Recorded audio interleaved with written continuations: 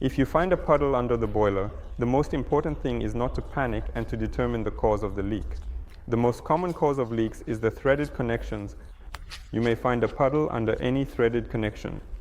The radiator connection, the hydraulic piping inside the boiler room, the boiler connection. If the cause of the leak is a threaded connection, you need to shut off the valves before and after the leak in order to properly address the issue. After that, it is necessary to repack the threaded connection and, if needed, replace the seal gasket. If the cause of the leak is a damaged pipeline, you need to shut off the valves before and after this connection and then replace the element. The most common cause of leaks is the triggering of the relief valve, which in turn is extremely rarely a warranty case, because the relief valve is a safety element and its task, unlike shut-off valves, is not to open and close repeatedly while being airtight, but to open just once to protect the boiler from overpressure. After that, due to debris, dirt, or scale getting under the seat of the relief valve, a leak may sometimes form. To address this, you need to either disassemble the relief valve, wiping the seat and the seal gasket, or replace the relief valve. In our boiler, the relief valve cartridge can be disassembled for inspection and cleaning.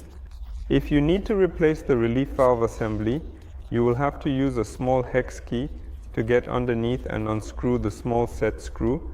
If the seal gaskets of the primary heat exchanger are leaking, it most likely means that the boiler has been running dry without a heat carrier and the gaskets have simply burned out. They need to be replaced. The boiler also has an air vent, which is specifically needed to release air. But sometimes debris and dirt can get under the membrane of the air vent. In that case, it can also start leaking moisture. What needs to be done? You need to disassemble the air vent, clean it from debris and dirt, and then reassemble.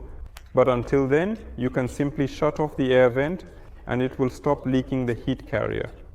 If you have a leak at any other threaded connection or under a clip, you will most likely need to replace the seal gasket. If the leak appears directly on the body of the element, it will most likely need to be replaced.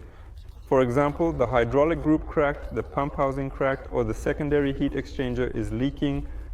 If the leaks occur outside the boiler, you can definitely fix them yourself, but I strongly recommend calling a specialist. For work inside the gas boiler, you are required to call a specialist according to the laws of the Russian Federation